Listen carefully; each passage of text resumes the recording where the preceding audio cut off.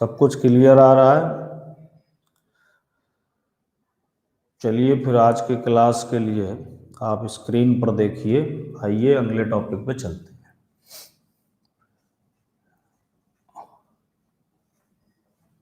विभव मापी के उपयोग। उस दिन वीडियो डल कर रहा था, उसी के आगे आज लेकर चलते हैं। उपयोग क्या है देखिए, ये विभव मापी है। हम इसमें सबसे पहला उपयोग पढ़ रहे हैं कि प्राथमिक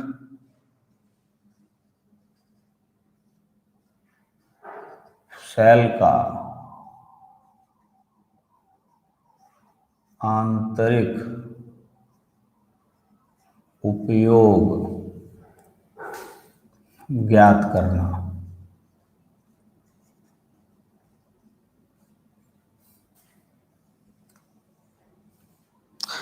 तो देखो, ये एक विभव मापी है। विभव मापी के तार की लंबाई ये लगभग 10 मीटर लंबा तार है। ये ए टर्मिनल मान लिया, ये बी। ए टर्मिनल से बैटरी को जोड़ते हुए रियोस्टेट डाल देते और बी में जोड़ देते, जिससे तार में करंट फ्लो रहे। इसके बाद ए टर्मिनल से एक सेल लगाएंगे। इस सेल का हमें इसके अंदर का आंतरिक प्रतिरोध ज्ञात करना है। ठीक, इसके साथ साथ एक प्रतिरोध बॉक्स भी प्रयोग कर देंगे। तो अब ये इसमें गैल्वेनोमीटर, और गैल्वेनोमीटर में होता हुआ ये जॉकी के साथ जुड़ जाएगा।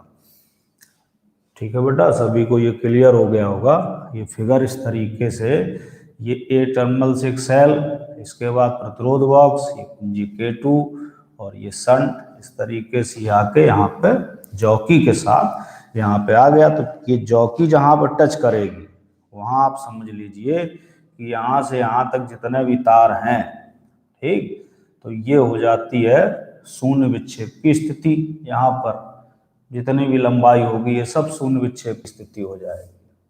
ठीक, तो आइए इस पर डिस्कस करते हैं। तो अब इसमें क्या है कि जब कुंजी K2 बंद रहेगी,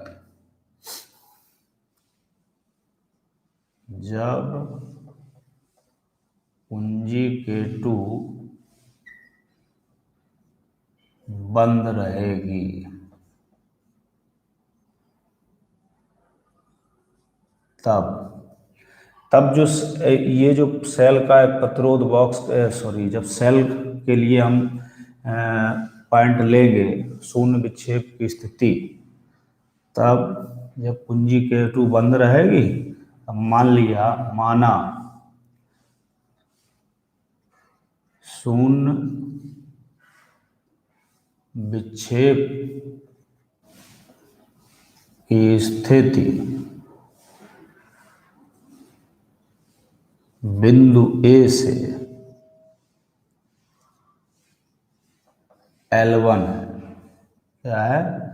L1। तो तार की विभव प्रवणता को तो हम K मान के चलते हैं, तो इससे रिजल्ट मिल जाएगा E बराबर KL1। ये इसलिए लिखा क्योंकि इस समय सेल धारा नहीं दे रहा है, तो इसलिए E बराबर KL1, इक्वेशन फर्स्ट। अब कुंजी K2 ओपन कर दें। तो जब कुंजी K2 ओपन है, यानी जब कुंजी K2 खुली है, तो अब जब कुंजी K2 खुली है तब ये परपथ भी इस सेल भी इस परपथ में आ जाएगा। ठीक, और उस स्थिति में मान लें शून्य विक्षेप की स्थिति L2 है, तो उसके लिए लिखा जाएगा, माना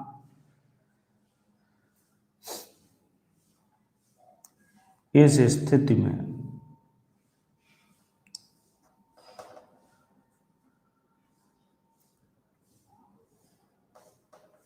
बिंदु ए से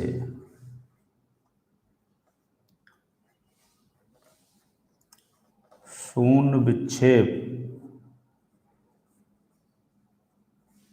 की स्थिति, इस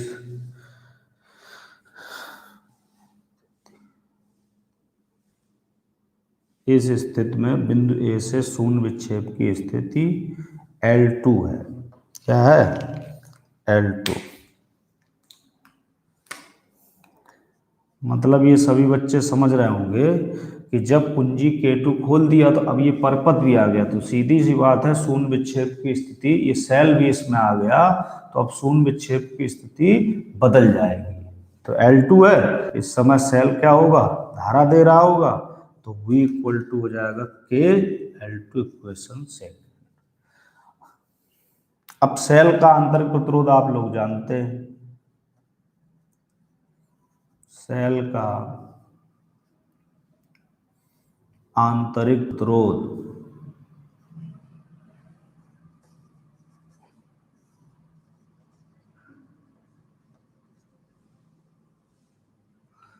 R equal to capital R E upon V -1, ये सूत्र होता है। R equal to capital R into E upon V -1, ये फार्मूला होता है। अब इसमें E और V के आपको मान रखने हैं, तो इसी जगह रख दीजिए। R E की वैल्यू निकली है KL1 और V की वैल्यू निकली है KL2 -1, तो K से K कैंसिल हो गया, क्या रिजल्ट आ गया, R equal to capital R into L1 upon L2 -1। बस इसी से हम सेल का आंतरिक प्रतिरोध इसकी सहायता से ज्ञात कर लेंगे। तो ये रिजल्ट हो गया विभव मापी की सहायता से प्राथमिक सेल का आंतरिक प्रतिरोध ज्ञात करना। ये सभी को समझ में आ गया होगा। बताएं बच्चे, प्रांजुल, हिमांशु पाल, राजकुमार, नीरज, बताइए। निखिल यादव, रॉबिन उमराव, कुलदीप साहू, बोलिए। ये क्लियर हो गया सबको? जल्दी। ओके, चलिए अब इसी में दूसरा उपयोग पढ़ते हैं।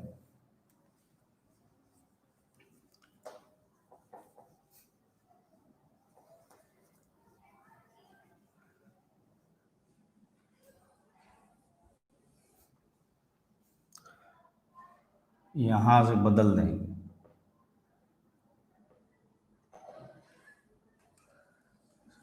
ये तुम्हारा मीटर पैमाना है।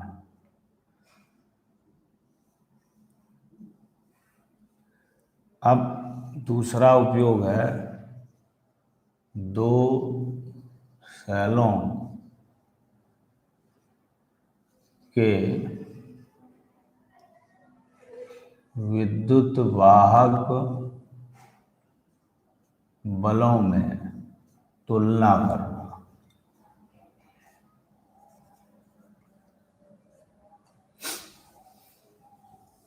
यहां से तुलना करेंगे। देखिए, एक सेल मान लो ये है, इसके लिए विद्युत वाहक बल E1, आंतरिक प्रतिरोध R मान लीजिए, या R1 मान लो, ठीक है, कोई फर्क नहीं।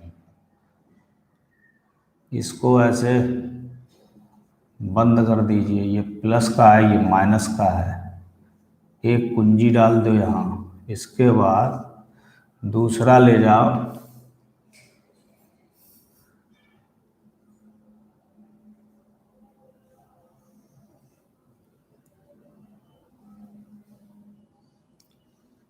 दूसरा सेल भी आप इसी टर्मिनल से ले जाइए, ऐसे। ये मान लो E2 है, इसका आंतरिक प्रतिरोध R2,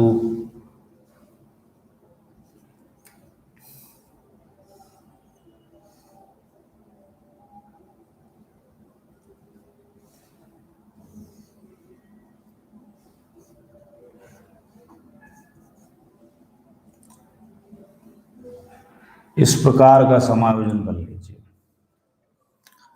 ठीक है। यानी कि जब ये वाला स्विच आप ऑन रखेंगे, ये K2 मान लीजिए, ठीक है, तो ये वाला स्विच आप ऑन रखेंगे, ये वाला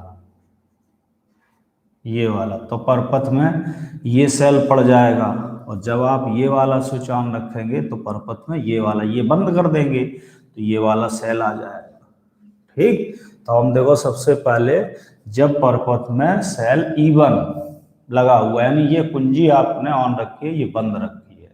तो जब परपथ में सेल E1 है, ठीक, जब या ऐसे मान लो, माना जब परिपथ में सेल E1 लगा है, तब शून्य विक्षेप की स्थिति L1 प्राप्त होती है। ठीक है, क्या प्राप्त होती?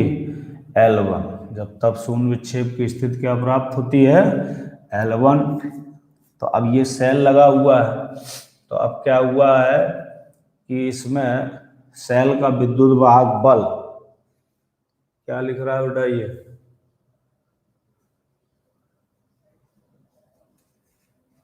रविंद्र कुमार क्या लिख रहे हो?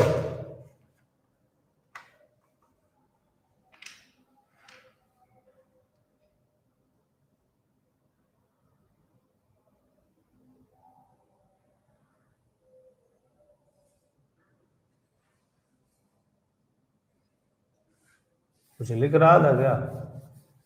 कट कर दिया?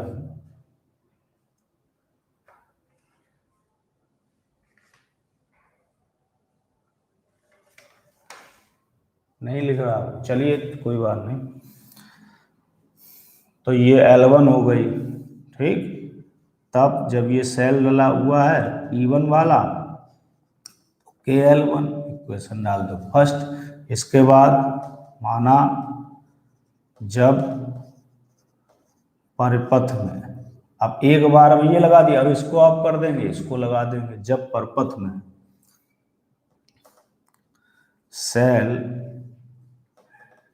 E2 लगा है, सेल E2 लगा है, तब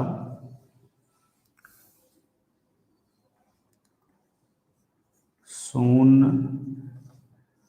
विक्षेप की स्थिति L2 प्राप्त होती है।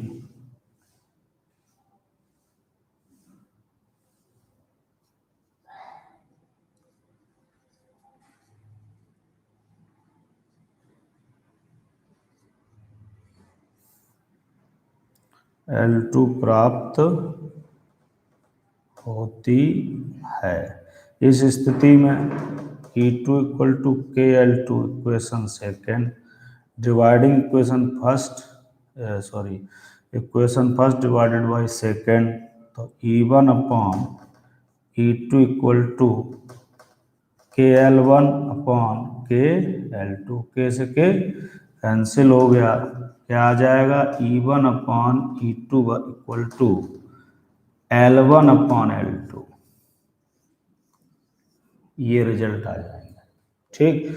तो ये विभव मापी के उपयोग हो गए, सभी को समझ में आ गए होंगे, ठीक है। मयंक, हिमांशु, रविंद्र,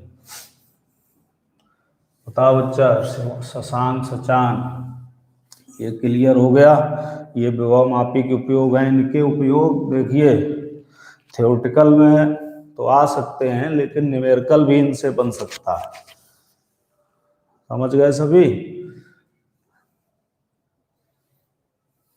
न्यूमेरिकल भी आ सकता है। उमंग, प्रांजल, क्लियर हो गया। अब विभव मापी की वोल्टता, विभव मापी को जो वोल्टेज मापने की या सेल का विद्युत वाहक बल मापने की जो श्रेष्ठता है वो क्यों है? क्योंकि विभव मापी जो होता है ये शून्य विक्षेप पर, ठीक, किस शून्य विक्षेप के सिद्धांत पर आधारित है। अब देखो इसकी तुलना अगर करें विभव मापी और वोल्टमीटर, ठीक, ये किस पर आधारित है? शून्य विक्षेप, शून्य विक्षेप। और ये किस पर आधारित है? अविक्षेप पर। ये किस पर आधारित है? जो वोल्ट मीटर है ये अविक्षेप सिद्धांत पर है, अविक्षेप सिद्धांत, इसका सिद्धांत है शून्य विक्षेप। तो अब आप इन दोनों का अंतर समझिए। शून्य विक्षेप का मतलब ये होता है कि उस समय सेल परिपथ में धारा प्रवाहित नहीं करता है, उस समय सेल द्वारा जो धारा होती है वो प्रवाहित नहीं होती है। तो इसलिए जो उस समय उसका हमने वोल्टेज मापा तो उसका वो रियल वोल्टेज होता है। और जब अविक्षेप स्थिति की बात होती है तो इसमें सेल धारा दे रहा होता है, उस समय का जब वोल्टेज नापेंगे तो वो अविक्षेप स्थिति में आएगा। ठीक, तो विभवमापी के समतुल्य अगर हमें वोल्ट मीटर का निर्माण करना है तो हम इसमें अनंत प्रतिरोध का, अनंत प्रतिरोध का इस्तेमाल करें। इसका अनंत प्रतिरोध अगर लगा दें तो ये विभवमापी बन जाएगा, अर्थात इस समय शून्य विक्षेप की स्थिति उत्पन्न हो जाएगी। विभवमापी अनंत प्रतिरोध के आदर्श वोल्ट मीटर की भांति कार्य करता है, यानी जो विभवमापी की समतुल्यता है वो अनंत प्रतिरोध के आदर्श वोल्ट मीटर के समान है। ठीक है, आदर्श वोल्ट मीटर के समान। तो याद रखें, यानी कि विभवमापी को श्रेष्ठ क्यों माना जाता है वोल्ट मीटर की तुलना में, क्योंकि वोल्ट मीटर अविक्षेप सिद्धांत पर कार्य करता है और विभवमापी शून्य विक्षेप के सिद्धांत पर कार्य करता है। ठीक, और शून्य विक्षेप का सिद्धांत क्या है कि उस समय जिस सेल का आप वोल्टेज नाप रहे हैं वो सेल उस समय परिपथ में धारा नहीं दे रहा होता, तो उसका एग्जैक्ट वोल्टेज प्राप्त हो जाता है। ठीक है, तो ये वोल्ट मीटर और विभवमापी किसकी भांति कार्य करेगा, अनंत प्रतिरोध वाले वोल्ट मीटर के। यानी कि अगर आपने वोल्ट मीटर का प्रतिरोध अनंत रखा है तो वो एक विभवमापी ही के समान वर्क कर देता है, यानी विभवमापी भी उस अनंत प्रतिरोध के आदर्श वोल्ट मीटर की भांति कार्य करता है। तो ये हो गया। इसके बाद हमने कहा था विद्युत सेलों के प्रकार, सेलों के प्रकार। तो सेलों के प्रकार दो तरीके के होते हैं। ठीक, नंबर एक प्राथमिक सेल, जो आप लोगों के सिलेबस में जितना है उतना मैं बता रहा हूँ। प्राथमिक सेल, ठीक, यानी कि वे सेल जिनमें होने वाली रासायनिक क्रियाएं अनुत्क्रमणीय होती, वे सेल जिनमें होने वाली रासायनिक क्रियाएं अनुत्क्रमणीय होती हैं। इनमें जो रासायनिक क्रियाएं होती हैं, रासायनिक क्रियाएं ये कैसी होती हैं, अनुत्क्रमणीय, अनुत्क्रमणीय, ये ध्यान रखिए, अनुत्क्रमणीय और उत्क्रमणीय, रिवर्सिबल और इरिवर्सिबल। तो प्राथमिक सेलों में रिवर्सिबल प्रक्रियाएं नहीं होती, इरिवर्सिबल क्रियाएं होती हैं। ठीक है, वे सेल जिनमें होने वाली रासायनिक क्रियाएं अनुत्क्रमणीय होती हैं वो सेल प्राथमिक सेल कहलाते हैं। जैसे नंबर एक, ये दो पार्टों में शुष्क सेल, शुष्क सेल, शुष्क सेल जो होता है प्राथमिक सेल होता है। मरकरी सेल,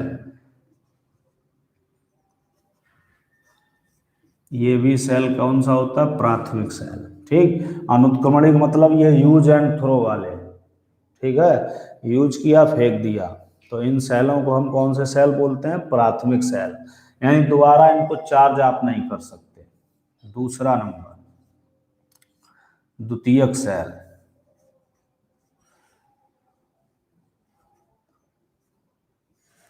अब इसको आप लोग समझ गए होंगे। इनमें जो रासायनिक क्रियाएं होती हैं, रासायनिक क्रियाएं, इनमें जो बेटा रासायनिक क्रियाएं होती हैं वो उत्क्रमणीय होती हैं। उत्क्रमणीय कैसी होती हैं, उत्क्रमणीय, यानी इनको आप जब यूज कर ले तो इसके बाद आप लोग इसको सेल को चार्ज भी कर सकते हैं। ठीक, दोबारा से उसका इस्तेमाल कर सकते हैं, इसको फेंकने की जरूरत नहीं पड़ती। जैसे इसके दो पार्ट लिख लीजिए। वन, सीसा संचायक, जो तुम्हारी बैटरी होती है, संचायक सेल। ठीक है, इन्वर्टर वाली सीसा संचायक सेल, और दूसरा होता है क्षारीय संचायक सेल। ये तुम्हारे सिलेबस में यहाँ पे बहुत ज़्यादा डिटेल में नहीं है, ये भी नहीं बता दिया कि प्राथमिक सेल और द्वितीयक सेल दो प्रकार के सेल होते हैं।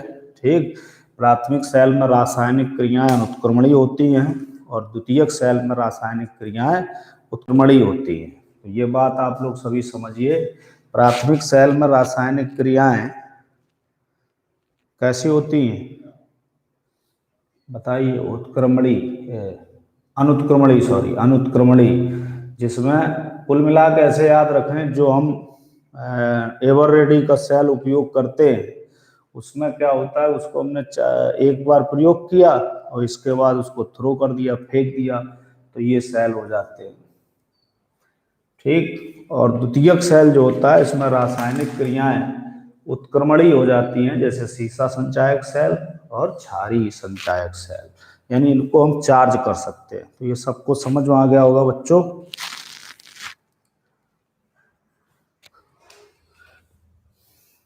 क्लियर हो गया सभी को?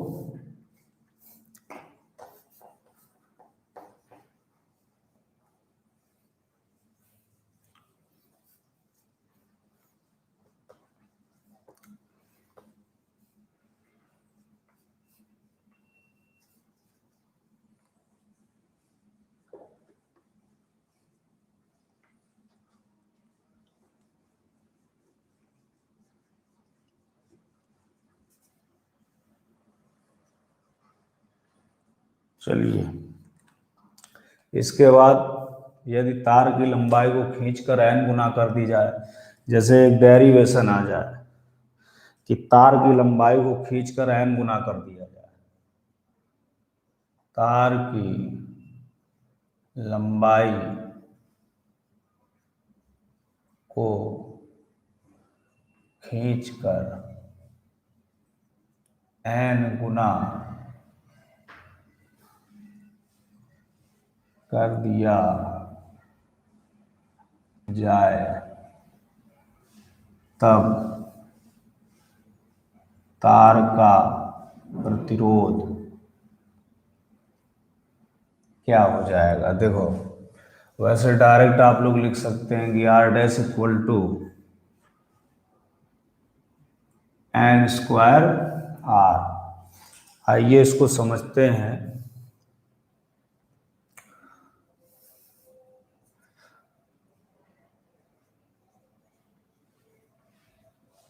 प्रथम स्थिति में तार का प्रतिरोध, यानी जब हमने तार की लंबाई को नहीं बढ़ाया है, तब होता है R1 equal to row L1 upon A1। मान लो पहली स्थिति में तार की लंबाई L1 है, क्षेत्रफल है A1। ठीक, तो तब R1 इक्वल टू हो गया रो L1 अपान A1। क्वेश्चन डाल दो फर्स्ट। ठीक, तार की लंबाई n गुनी करने पर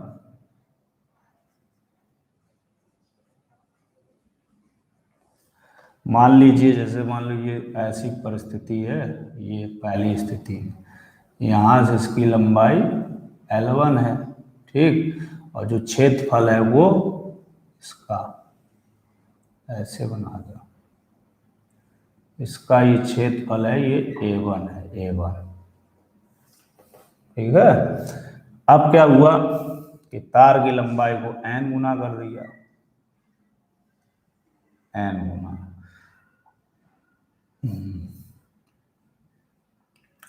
क्षेत्रफल हो गया A2, और ये n गुने मतलब हो गई इसकी लंबाई L2, यानी कि L2 इक्वल टू हो जाएगा NL1।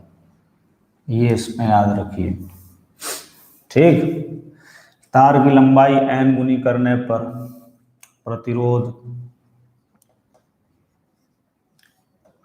R2 इक्वल टू लिखा जाएगा। देखिए, विशिष्ट प्रतिरोध चूंकि तार की प्रकृति पर निर्भर करता है, तो रो L2 अपॉन A2 हो जाएगा। ये इसमें कोई परिवर्तन नहीं होगा, ये इक्वेशन आप डाल दीजिए सेकेंड। ठीक है, ये सभी को समझ में आ गया। हमें ये निकालना है, ध्यान देते जाना, ये निकालना है। ठीक, तो second equation, second divided by first, यानी इक्वेशन सेकेंड में समीकरण 1 का भाग दे दीजिए। ये चूंकि जो निकालना हो, जैसे ये निकालना होता तो इसमें इसका भाग दे देते, तो R2 upon R1 equal to, देखो रो L2 upon A2 upon rho L1 upon A1। तो रो से रो कैंसिल हो गया, ये A1 चला जाएगा ऊपर।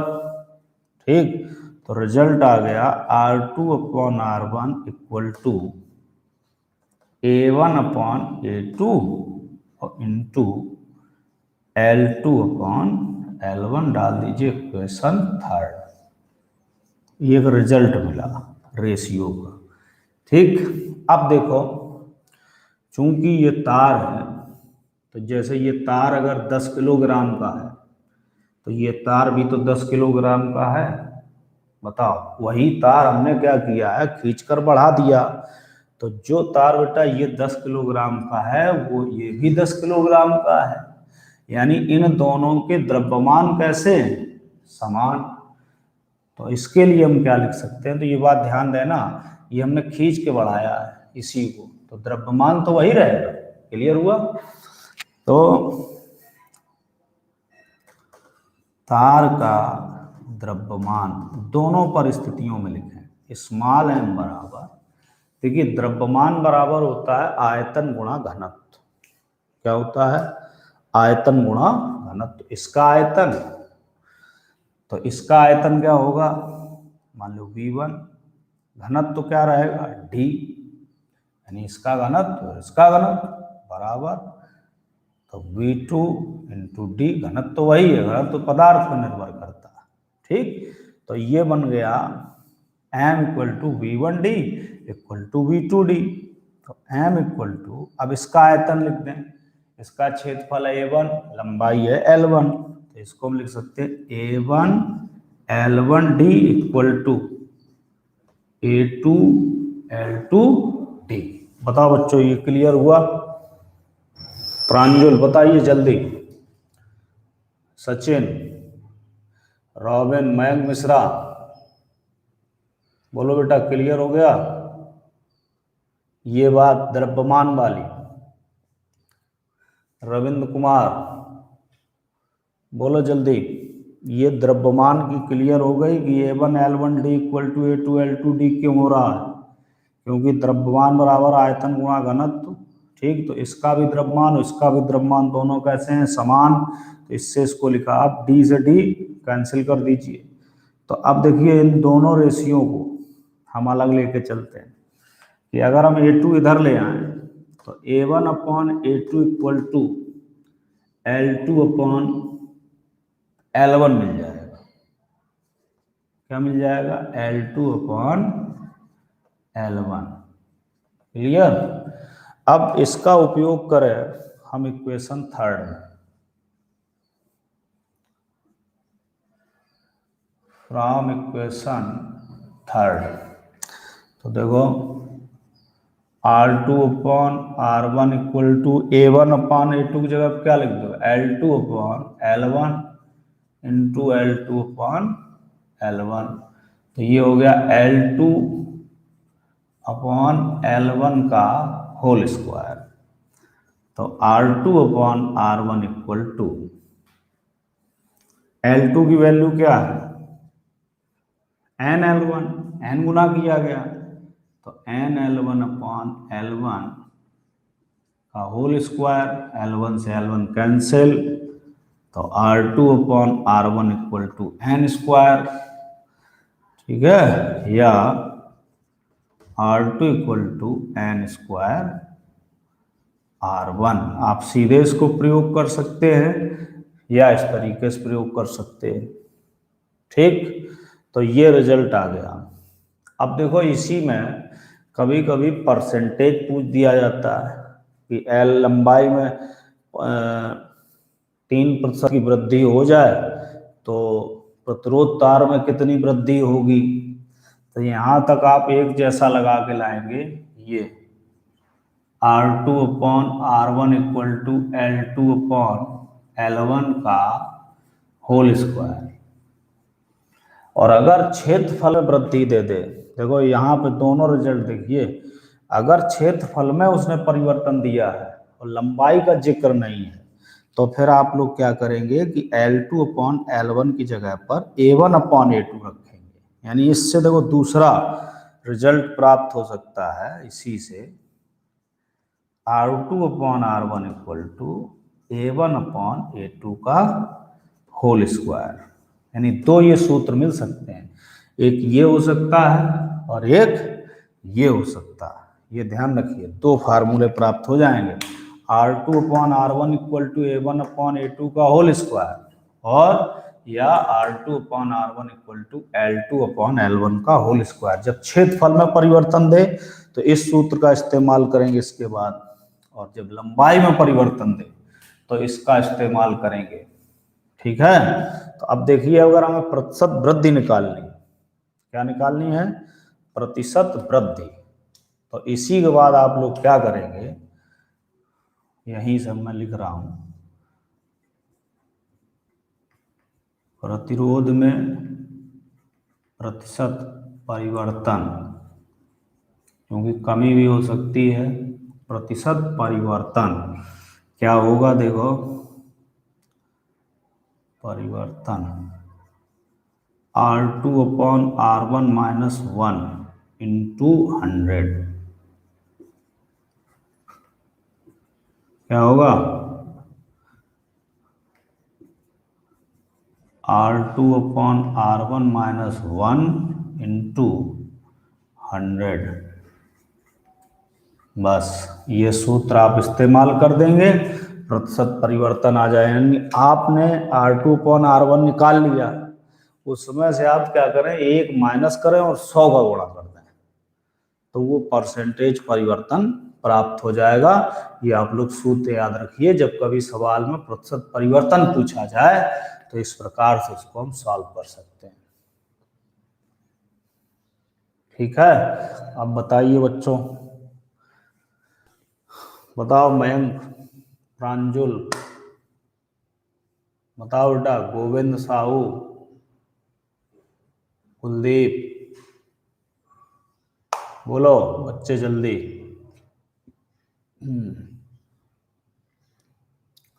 क्लियर हो गया? शुभम यादव, निखिल यादव, गोविंद साहू, हिमांशु, मयंक मिश्रा, प्रांजुल शुक्ला, राजकुमार, ये जितने भी बच्चे जुड़े हुए हैं सभी बच्चों को क्लियर हो गया कि नहीं, ये प्रतिशत परिवर्तन निकालना आ जाएगा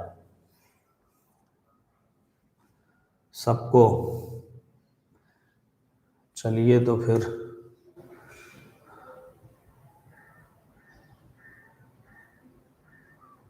सबको क्लियर हो जाएगा। तो बेटा ये आज चैप्टर समाप्त हो गया है। ठीक, ये विद्युत धारा का जो चैप्टर था, या जिसको हम वैद्युत चालन भी कह सकते हैं, तो ये आपका पूरा चैप्टर फिनिश हो गया है। अब अगले टर्म से, कल से इसके एग्जाम्पल्स पढ़ाए जाएंगे। ठीक है, या एग्जाम्पल्स वाले वीडियो में सेंड कर दूंगा, इस चैप्टर के वीडियो पड़े हुए हैं। अगले कल से मैं गतिमान आवेश तथा चुंबकत्व के पर चर्चा करता हूँ। ठीक है, सभी को इसके न्यूमेरिकल सॉल्यूशन मैं भेज दूंगा।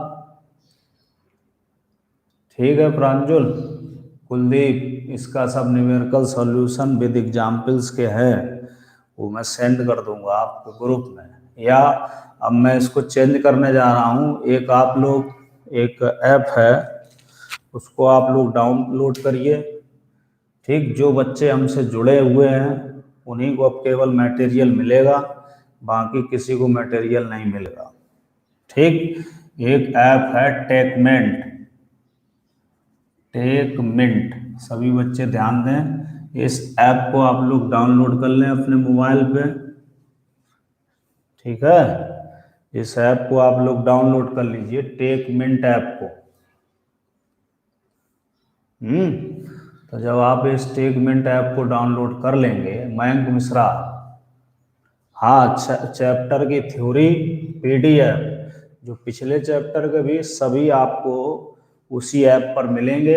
ये सब ऐप वहीं पड़ा रहेगा, और वहाँ पर जो इसके न्यूमेरिकल हैं इस चैप्टर के और एग्जाम्पल्स हैं, उनका भी सॉल्यूशन और वीडियो इसी पे मिलेगा सभी बच्चे। और कुछ डिस्कस करना हो तो बताइए। ये नहीं, इसी में मिलेगा, इसी में चैप्टर का करंट वीडियो, सभी वीडियो आपको इसमें मिल जाएंगे टेकमिंट ऐप में। टेकमिंट ऐप आप डाउनलोड करिए, उसमें दो ऑप्शन आते हैं। एक ऑप्शन होता है टीचर का, तो आपको टीचर वाले ऑप्शन को टच नहीं करना है, और दूसरा ऑप्शन होता है स्टूडेंट का। तो आप लोग स्टूडेंट का ऑप्शन टच करेंगे, उसमें जो डिटेल मांगे उसको आप भर देंगे। ठीक, तो उसी पर मैं एक लिंक शेयर करूंगा कल शाम को, तो उससे आप, उसका एक कोड मिलेगा, उससे आप उसको ज्वाइन कर लेंगे। ज्वाइन करने के बाद, ठीक है, उसमें आपको सारी डिटेल्स मिल जाएंगी। उसमें सभी वीडियो अपलोड रहेंगे जो पिछले क्लासों के हैं, ठीक है, और सभी थ्योरी अपलोड रहेगी। सभी बच्चे ये ध्यान दें, उसमें सारी थ्योरी अपलोड रहेगी। ठीक, और हो सकता है मैं आगे मैग्नेटिक का पहले से ही अपलोड कर दूंगा, उसी में पड़ा रहेगा। ठीक, और उसकी क्लास कल से शुरू हो जाएगी। इसके लिए ये रिजल्ट, इसमें हमें इस क्लास में क्या करना है, अभी मैं इस चैप्टर में अतिरिक्त न्यूमेरिकल्स का सॉल्यूशन कराना है। तो अतिरिक्त न्यूमेरिकल के सॉल्यूशन के लिए हो सकता है कल मैं शाम को क्लास लूँ। ठीक है, इस चैप्टर के अतिरिक्त अभ्यास सभी बच्चे ध्यान दें, और बाकी डिस्कस व्हाट्सएप में होगा। अब बहुत ज़्यादा इस तरीके से नहीं, सभी को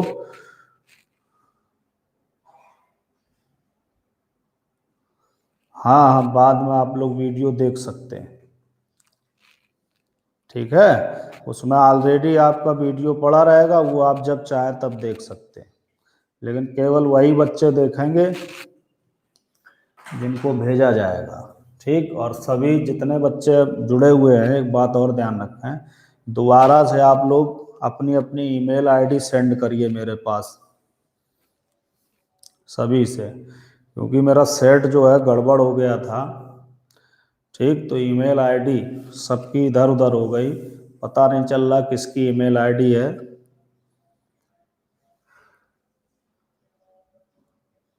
ठीक है, और सचिन वगैरह आप लोग पढ़ते रहिए। शाश्वत शुक्ला, चलिए बढ़िया है, पढ़िए। निखिल यादव, मेहनत करते रहिए सभी बच्चे। ठीक, अब जिस किसी को अगर दिक्कत हो, पैसे की समस्या हो, तो वो मुझे पर्सनल बता दे, तो उससे कोई पैसे वैसे मैं ज़्यादा कोई चार्ज कर नहीं रहा हूँ। ठीक है, नहीं तो फिजिकली में तो बहुत ज़्यादा चार्ज लगता है बच्चों से। तो यदि अगर किसी को ऐसी समस्या है कि वो पैसा नहीं जमा कर सकता, ठीक, तो वो पढ़ भी सकता है, उसको लिंक वगैरह सभी मिलते रहेंगे, कोई दिक्कत नहीं। अभी आप लोग सब पढ़ रहे हैं, ये शेयर करते हैं बच्चे एक दूसरे को। ठीक है, तो उससे मेरा कोई फर्क नहीं पड़ता है। मैं अगर दो बच्चे रहेंगे उनको भी, मैं तो क्लास चलाना ही है, क्योंकि ये वीडियो, ये क्लास के वीडियो मुझे और जगह अन्य जगह शेयर करने पड़ते हैं।